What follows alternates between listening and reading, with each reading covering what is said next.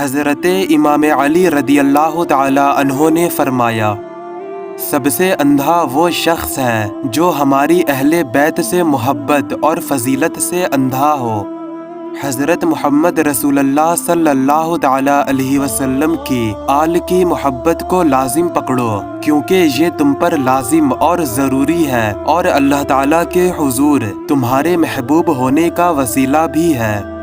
दोज़ख बिलाशुबा उन लोगों का मकाम है जो नेक कामों में कोताही करते हैं। लोगों को तकलीफ देना दोज़ख की आग में दाखिल होने का मुअज्जब है। अगर तुम अहले दोज़ख में से किसी को इस दुनिया में देखना चाहते हो तो ऐसे शख्स को देख लो जो खुद तो बैठा हुआ हो और लोग उसके सामने खड़े हों। जिस खुशी और आराम के बाद जहन्नुम में जाना पड़े वो कोई खुशी और आराम नहीं है।